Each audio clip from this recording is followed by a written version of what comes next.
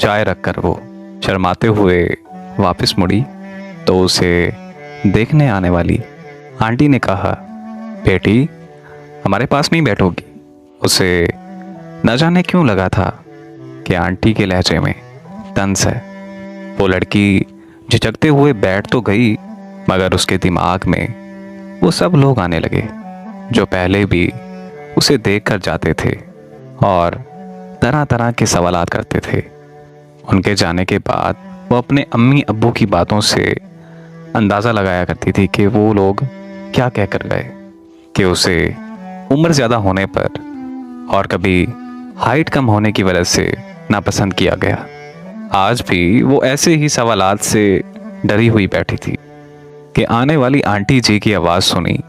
वो उसकी अम्मी से कह रही थी कि मेरी बहन, हम क्या बताएं, हम लड़के वाले जो हुए, लड़कियां आजकल कुछ ज़्यादा ही हो गई हैं। बहुत से रिश्ते आते हैं मगर कोई भी दिल को नहीं लगी। बेटा हमारा तो लाखों में एक है। वो लहजे में मिला गरूर देख सकती थी। आखिरकार फिर उसी सवालात का सिलसिला शुरू हुआ जिसका जवाब देने से उसे शर्म आती थी। उम्र का अंदाज़ा लगाने के लिए पूछा गया, बेटी तुमने मैट्रिक कब की थी? फिर उसके बाद दूसरा सवाल ये कि तुम क्या क्या बना लेती हो? मेरे बेटे को खुश तो रख सकोगी ना? मेरा बेटा बड़ा नखरे वाला है, अगला किसी की सुनता सुनाता नहीं, अपनी माँ की बहुत खिदमत करता है।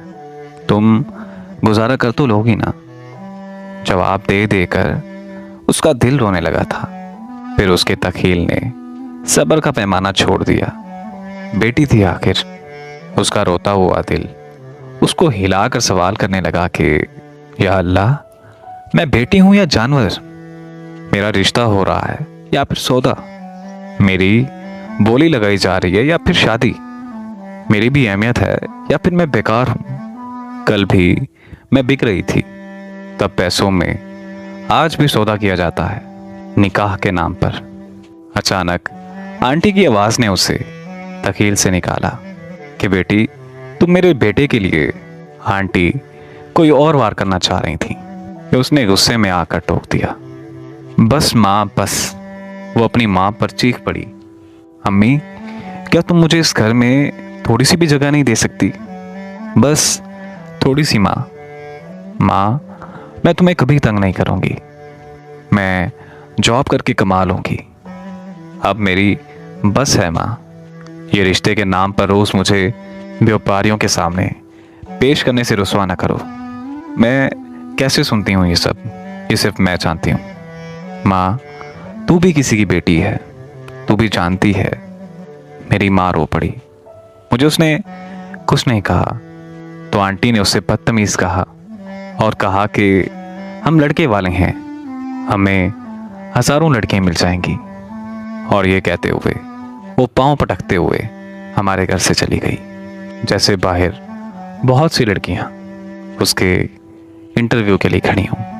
मेरे पास आज कहने को बहुत कुछ है, लेकिन मैं उन माँओं से सिर्फ इतना ही कहूँगा कि जज्बात में आकर, जल्दी में आकर वो रिश्ता कभी मत कीजिएगा जो आपकी बदनामी और आपके पछतावे का सबब बने।